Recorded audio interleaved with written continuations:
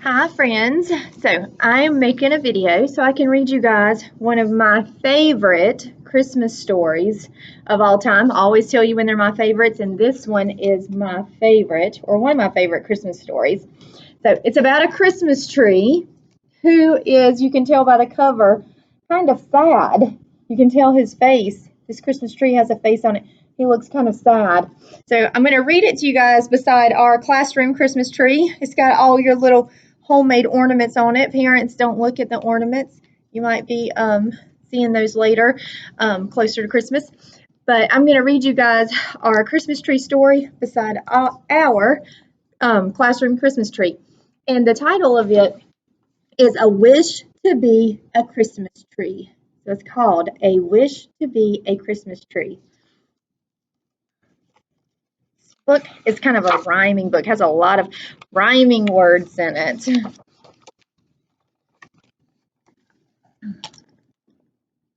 Every year, as traditions go, they get in their cars at the first sign of snow and head to the farm at the edge of town to cut the family Christmas tree down.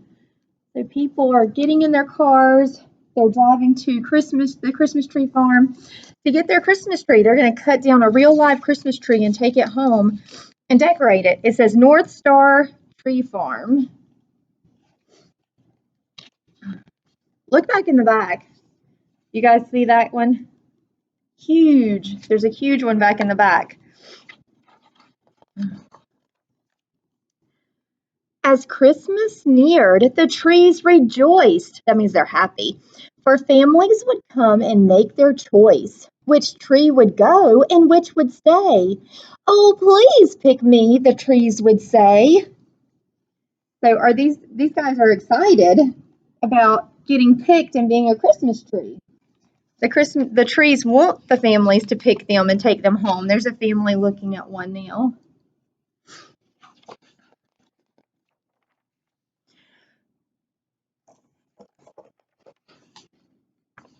Oh, I skipped one. Take me to your home, said the fat Scotch pine. Dress me with your bulbs and lights, said the fir so fine. They were all excited except for one. He knew that his days of being picked were done.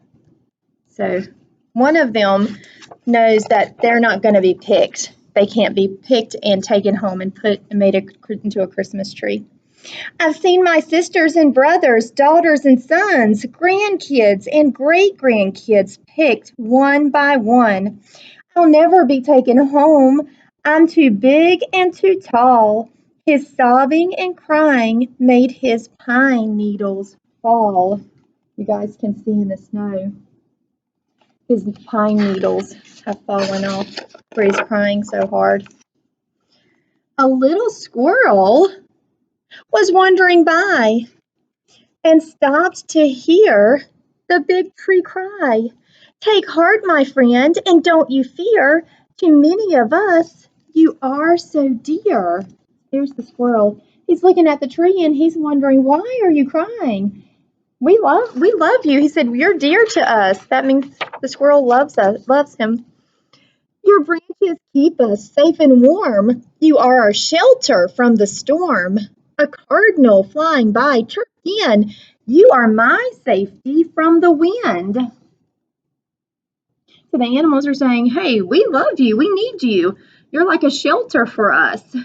And we know we've been learning about things that we need, and shelters, homes are one of those things we need. Animals too. Said a white-tailed deer who was walking by, cheer up, big friend, because I need you. Your needles give me a nice soft bed, a place to lie down and rest my head. These things you say to me are kind, but nothing can really change my mind. All my life I've wanted to be someone's special Christmas tree. So the tree's like, this is all really nice, but I've always just wanted to be a Christmas tree. With that, he drew his branches in and closed his eyes to dream again and wish that someday he would be more than just a great big tree. He doesn't want to just be a great big tree. He wants to be a Christmas tree. I love the pictures in this book. They're so pretty. Fast asleep in dreams far away, he did not hear the little squirrel say, "You will be our Christmas tree. Let us decorate you for all to see." "Come gather around," the little squirrel cried to woodland animals both far and wide. "We need to act without delay to end our great big friend's dismay. He is our friend, this wonderful tree. And do you know where we would be without the special things he gives? I don't know how we all would live."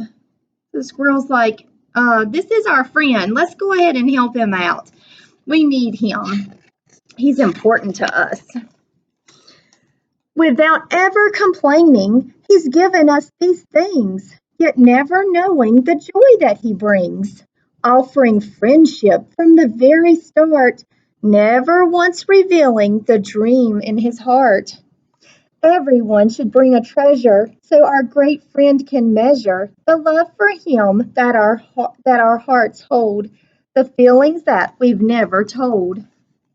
So they're making a plan. The squirrel said, let's all bring a treasure so we can show him how important he is to us. Each animal came with gifts to bear, over ground and through trees and some through the air. With acorns, icicles, and berries so bright, they worked and trimmed into the night. Sometimes when you're decorating a tree, people call it tree trimming. That's what they're doing in the book. You guys see what they're doing for him, what they're using? They're using all kinds of things that they found to decorate him. The crows searched their nest full of shiny things, hoping to find the perfect present to bring. There among their treasures found from afar was the most beautiful, bright, shining star. Bet you guys know what they're going to do with the star.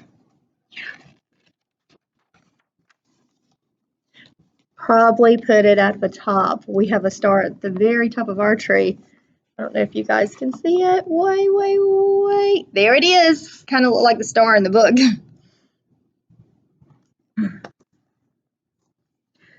His woodland friends decorated him with special things hanging from every limb. Acorns were dangling off branches strong, berries were strung as a garland so long. The first morning sun brought a wondrous sight as icicles glimmered and captured the light.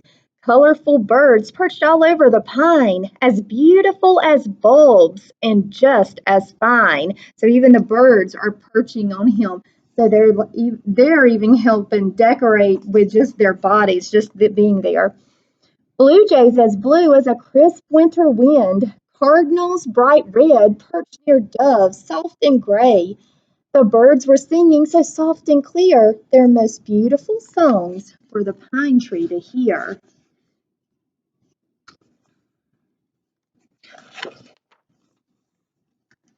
The big tree stirred and opened his eyes, and what he saw was such a surprise. "You have made me beautiful for all to see, and now I am a Christmas tree." "You are more than just a Christmas tree," they said to him. "Why can't you see you are special to us every day of the year? We would be sad if you weren't always near." His face is changing a little bit at the beginning and even on the cover. Very sad. And look what's happening. Not so sad right now. "We're glad you stayed with us all these years, but we're sorry that it caused you tears. We should have told you the many ways you are special to us and brighten our days. Through winter and spring, summer and fall, you're always here to help us all."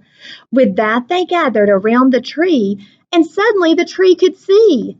It wasn't as important to be a Christmas tree, but to always be the best friend you could be. And every year to celebrate, they come together on that date to decorate from end to end the special tree that is their friend. So every year at Christmas, they come and decorate the tree. Can you see his face in this one? He doesn't look so sad anymore. The end. Okay, so this is absolutely one of my favorite Christmas books, and it's my favorite because I like Christmas trees, of course, but it's also my favorite because it teaches a good little lesson about how everybody's important, no matter how big or small or how they look. Everybody's important and has a purpose, like this tree did. He didn't realize how important he was to those animals and the friends that he had. Now, in your packet, you guys have a sequencing paper. So it shows a little bird decorating a tree, kind of like what happened in the story. And you're going to just put those in order of how the bird would decorate a tree in the forest and make it a Christmas tree. Ignore the announcement. That was Mr. Breyer making an announcement because Miss Miller is at school today. But I want to tell you guys also, this story is on Epic, and the pictures in it are so beautiful, and this is such a sweet story. I'm going to go ahead and send it and assign it in Epic. It doesn't read it to you, so if you look at it at Epic, it won't read it out loud to you. But you could still share it with your parents, your mom or dad, or a family member might want to read it with you too. You might want to show them the pretty pictures in there. It's just a good story. All right, you guys have fun doing your work today, and I'll see you soon.